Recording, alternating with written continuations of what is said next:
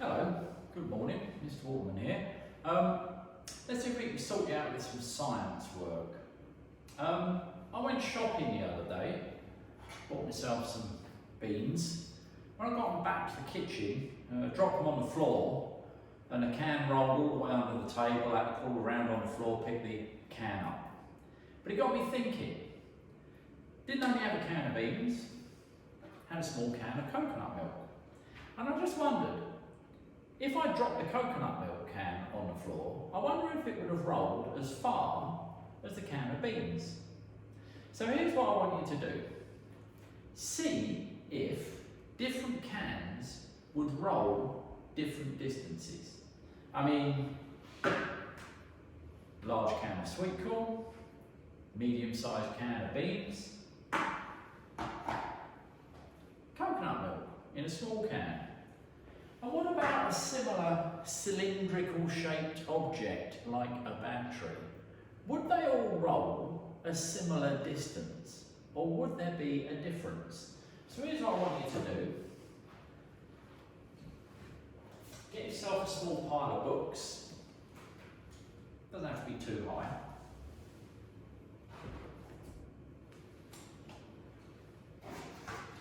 Get yourself a flat object like a tray.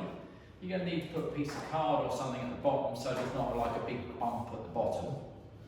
Put that on top of the books like that. We've got ourselves a slope.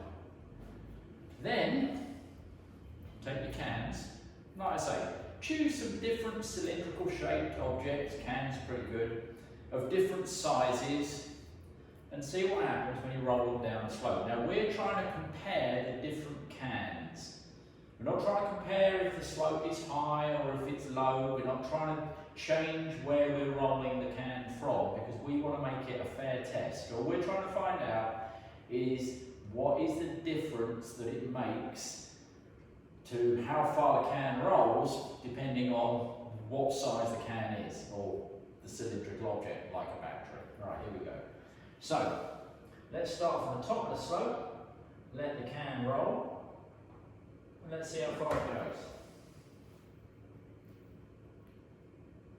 It goes that far. Right, now we need to measure it because we want to make a comparison between the different cans. But the thing is, chances are you're not going to have a long tape measure at home, or if you have, you won't be able to find it.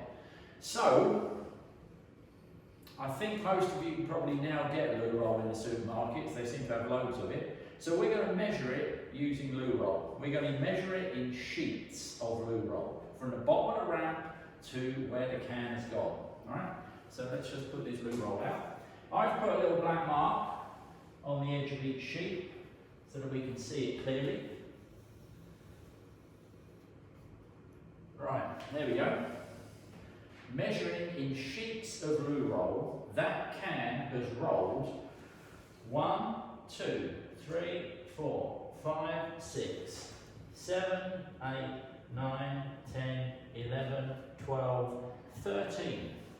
Can of beans on my little slope has rolled 13 sheets. Now, what about the small can of coconut milk? What about the large can of sweet corn? What about the battery? Now I'm not going to do it. You're going to try it using different cans or cylindrical shaped objects. See what happens. Now you're going to have to make sure that you record your results. So you're going to have to come up with some kind of chart, simple thing.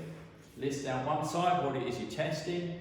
List down the other side, the distance rolled measured in sheets of loo roll. Okay?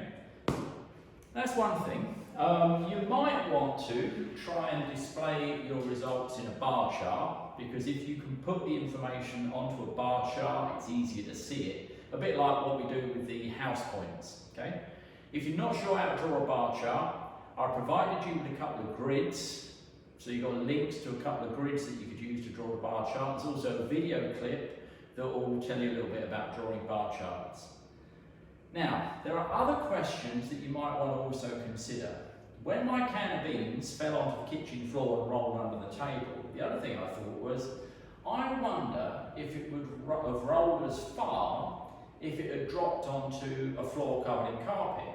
You see, in my kitchen, I've got ceramic tiles on the floor. I wonder if that would make a difference to the distance that the can rolled. There's one thing. And here's the other thing.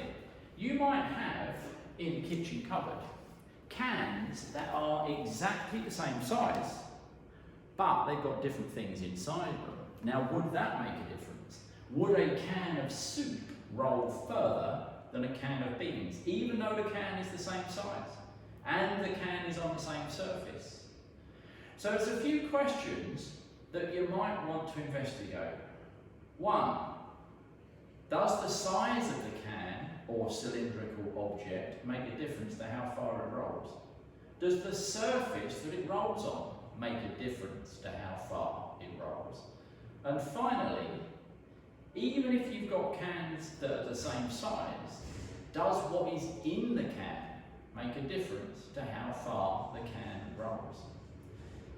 Let me know how you get on.